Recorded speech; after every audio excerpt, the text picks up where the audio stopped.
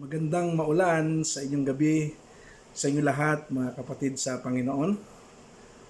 We are experiencing today itong bagyong si Rolly na nag-range yung kanyang signal from 1 to 5. At let's continue to pray sa lahat ng ating mga kababayan na sila'y maging ligtas sa bagyong ito. Pero ang bagyong ito ay hindi magiging hadlang para sa ating pag-aaral ng salita ng Panginoon. Season or out of season, we have to share the Word of God and we share the gospel of Christ in our lives. The title of our message tonight is about willpower and God's power. Mapatagpuan po natin yan sa Zechariah chapter 4 verse 6. Not by might nor by power, but my spirit, saith the Lord. Tayo po yung manandakilang Diyos, Ama, maraming pong salamat sa iyong salita na aming nabasa. Muli aming itong pag-aaralan, pagbulay-bulayan, bigyan niyo kami ng karunungan. Makita po namin yung plano niyo sa aming mga buhay. Bagamat maulan, may bagyo, nandito kami sa bahay, you keep us safe in our house and listen to your word tonight. This is our prayer in the name of our Lord and Savior Jesus Christ. Amen and amen.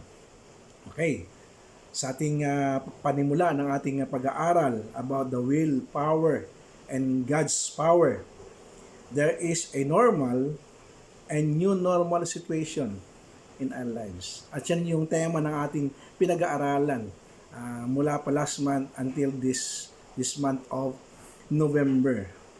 Pag sinabing normal, ito yung mga bagay na dati nating ginagawa, yung usual life that we do in our daily life o yung tinatawag nating lifestyle. Pag sinabing new normal, ito yung bagamat may lifestyle tayo pero meron tayong bagong sistema na ginagawa sa ating mga buhay. Katulad niyan, dati normal tayong lumalabas ng bahay na walang face mask. Pero ngayon, new normal, lalabas tayo ng bahay na may face mask kasama pa ng face shield para makalayo tayo doon sa harm ng virus. Isa sa mga new normal na ginagawa natin po ngayon. At kung i-apply po natin yung ating binasa doon sa Zechariah chapter 4 verse 6, not by your might nor by your power, as what God said to Zerubbabel. Dito po binibigyan po ng contrast, yung kapangyarihan ng tao at kapangyarihan ng Diyos. At sinasabi dito sa Zechariah na meron tayong mga ginagawang mga bagay na natutupad natin sa ating mga buhay with our own power. But this power is very limited. Sometimes it will not finish our work. But with God, with the power of God, na combination dun sa ating willpower, ito ay nagiging maayos ang buhay natin sa araw-araw. Lalo na sa time ni Zerubbabel. Kung sila ay magtatagumpay, not their own might, not their own power, but the Spirit of God. Kaya sabi rito, that is the new normal. That's the normal situation na ginagawa na meron silang kalakasan. Once sila ay lumaban pero nandun kayo ng kalakasan, nandun ang dami ng tao, sila nagtatagumpay. Pero yung praise na sinasabing but by my spirit, said the Lord of hosts. Ito po yung new normal. Bagamat meron tayong sariling lifestyle, bagamat meron tayong sariling mga sitwasyon, bagamat meron tayong sariling willpower, but we need God's power in order for us to live a life worthy in the sight of God and men. Willpower means control exerted to do something. Lahat ng tao may willpower. Minsan hindi lang ginagawa. Pero pag may willpower ka, kahit paano magagawa mo yung gusto mong gawin. Whether it is bad or good sa buhay po natin. Pero hindi po maganda yung willpower natin ginagamit natin sa hindi magandang klase ng buhay. sa pang-araw-araw. As another term of willpower or another meaning for willpower is like determination. That's what John Mac I forget that name, John Maxwell. Sabi niya, if you want to determine your future, dapat meron ka ng ginagawa mga bagay sa ngayon upang ma-determine mo kung ano yung future meron ka. Kung ginagawa mo ay masama, masamang future meron ka. Pag ginagawa mo mga kabutihan, may magandang future ka. Yung po yung sinasabing determination or drive. Yung paano mo hinahawakan yung buhay mo, yung willpower mo sa araw-araw mong buhay. Dahil may mga bagay na gusto ka mangyari at ginagamit mo yung willpower mo na yan. Discipline. Sa buhay natin, kailangan may disiplina. Strength or control to do something. Pero dapat yung ginagawa natin ay nakakaaya sa harapan ng Diyos at sa harapan ng tao. At namumuhay tayo, nagtatrabaho tayo ng malinis na hindi tayo naglalamang ng tao. So another terminology is strong will. The willingness to work extremely hard. It demands training and discipline. Kaya kung gusto magkaroon ng willpower or strong will, you have to train yourself extremely sa mga bagay na nais mo mangyari sa iyong buhay. Pinapractice mo, ginugusto mo yung mga bagay na ito. Lalo na sa trabaho, nagiging maayos ang trabaho mo, nagsisikap ka, nagtsatsaga ka, na namumuhay ka na ayon sa kalooban ng Diyos doon sa trabaho mo, kaya pinagpapala ka ng Panginoon. How about God's power? What is God's power in your life? Ano ba itong kapangyarihan ng Diyos sa ating mga buhay? God's power simply means for God, nothing is impossible. Yan po yun. Pag sinabing God's power, walang imposible sa Diyos. Naniniwala ka ba na walang imposible sa Diyos pag siya ang kumilos sa buhay mo? Amen po ba? Praise the Lord. If you want to understand the power of God in your life, you have to know the attributes of God. Sa buhay po natin, pag hindi natin alam kung ano yung attributes ng Diyos, hindi mo maintindihan yung kapangyarihan, yung presensya, at kagustuhan ng Panginoon sa iyong buhay. What are those attributes? Our God is an omniscient God. It means all-knowing God. He knows everything. No? Iniisip mo palang, alam niya na.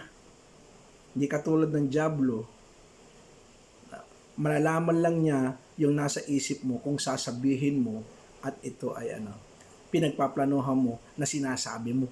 Doon lang niya nalaman. Kaya pag masama yung plano mo, tuturuan ka pa niyan, tutulungan ka pa niyan. Pero sa Panginoon, sa isip pa lang, masama iniisip mo, nagkasala kay Lord. Dahil God knows everything. Whether it be good or bad, nasa isipan mo, alam ng Panginoon yan. Kung nagkasala ka, alam ng Panginoon yan. Kaya tayo dapat, kung nagkasala man tayo sa isip, we have to ask forgiveness to God para linisin tayo at patawarin sa anong ating mga kalikuan. God is an omniscient God, an all-knowing God. And then, second, our God is omnipresent God. It means our God is present everywhere. Kaya tayo walang maitatago sa buhay po natin. Nandyan siya. Kaya nandun po yung opportunity and privilege. Kung God is present everywhere, you can talk to Him. Wherever you are. Kahit saan ka. Ikaw ay makakapag-usap sa Diyos because God is everywhere. At sa pamagitan nun, nandyan po yung protection and guidance ng Panginoon sa buhay natin sa araw-araw. Kaya maganda po yung positibo sa buhay po natin that God knows everything in us. God is everywhere, that we can talk to Him, that we can commune with Him any moment of our lives. And also, our God is omnipotent God. It means our God is powerful. In God, there is nothing impossible with Him. Kaya sa buhay po natin, panindigan natin with our conviction, with our faith that God is omniscient God, that our God is a present everywhere or omnipresent God. Our God is omnipotent or all power. And there is nothing impossible with Him. Paniwalaan po natin. Ang Diyos ay makapangyarihan. He is always with us every day. Our God is eternal. It means from eternity past to eternity future.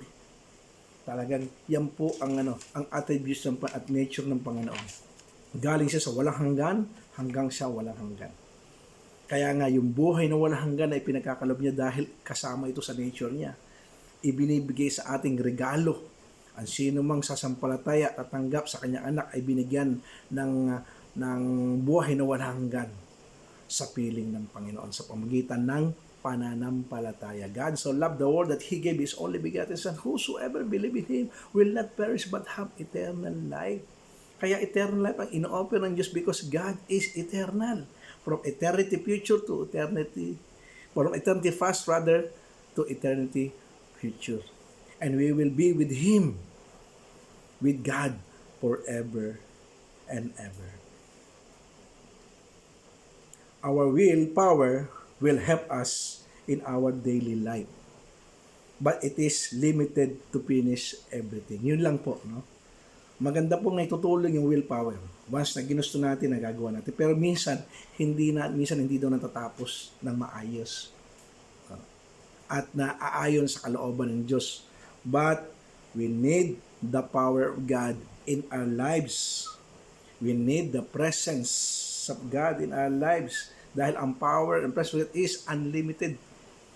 Kaya dapat nagsasubmit yung ating willpower sa kapangyarihan ng Diyos. Ito ay nagsasubmit doon sa kapangyarihan ng Diyos upang yung willpower natin ay magamit natin sa tamang kaparaanan na naayon sa kalooban ng Diyos. God can do all things for you according to His will. He can show you His miraculous healing and power to control everything in your life. Yan po yung ginagawa ng Panginoon, kapangyarihan ng Panginoon sa willpower natin. He can do everything. He will show you the miraculous power or healing. Kung ano man ang sakit mo, nagkakaroon siya ng miracle to heal you. Kung ano man ang mga gusto mong mangyari sa buhay mo, He will show you His power na makakamtan mo ang mga bagay that God can do all things for you according to His will. Sa buhay po, kaya kailangan mamuhay lang tayo na ayon sa kanyang kalooban, sa kanyang mga salita. Katulad nito, nakikinig tayo ng salita ng Panginoon sa Bible Excitation.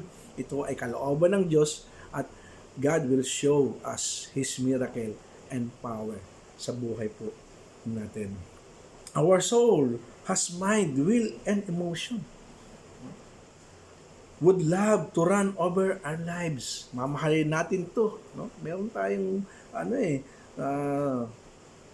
mind, will, and emotion. Meron tayong isip, meron tayong will, yung willpower natin and emotion. Lahat yan. But we enjoy it with the power of God. You cannot enjoy that mind, will, and emotion without the power of God, without the presence of God in our lives. But the Bible says we are to be led by the Spirit. Bagamat namamuhay tayo na ayon sa ating willpower, sa mga kagustuhan natin, pero sabi ng Biblia, kailangan, sabi niya, we are to be led by God's Spirit. Pag sinabing God's Spirit, ito po yung Espiritu Santo na ipinagkaloob niya sa mga taong tumanggap kay Jesus Christ as their own personal Lord and Savior, at siya'y nag-reside sa puso natin permanently habang tayo nabubuhay. In Zechariah chapter 4 verse 6, not by might nor by your power, yan po yung tinatawag na our willpower, but by the Spirit, said the Lord of hosts. Yan po yung God's power through the presence of the Holy Spirit in our lives. May willpower po tayo, but our willpower will submit to God's power, which is the Spirit of God in our lives. And also in John chapter 15 verse 5, Jesus said Apart from me, you can do nothing. Tunay po sa buhay po natin, wala po tayong magagawa sa buhay po natin. Kahit na meron tayong willpower, we cannot do anything on it. We cannot enjoy this power, we cannot enjoy this life na ibinigay sa atin po without the presence and the working of the Holy Spirit in our lives. Kaya sabi nga sa Galatians chapter 5 verse 6, walk by the Spirit and you will not gratify the desires of your flesh. Kaya malaking bagay po, malaking factor po sa buhay po natin yung presensya ng Banal Espiritu ng Diyos sa ating mga buhay. May ibibigay sa atin ang kapangyarihan ng Diyos sa buhay po natin to control everything, lalo-lalo na dito sa sinasabi that you will not gratify the desires of the flesh. Pag sinabi desires of the flesh, ito yung mga bagay na hindi kalugod-lugod sa Diyos ginagawa po natin towards our relationship with our parents, with our children, with all the people around us, no? Hindi tayo makagawa ng mabuti sa kanila without the presence and the power of the Holy Spirit in our lives. Kaya malaking factor po, we always acknowledge the Spirit power. We all acknowledge the God's power to the Spirit in our lives.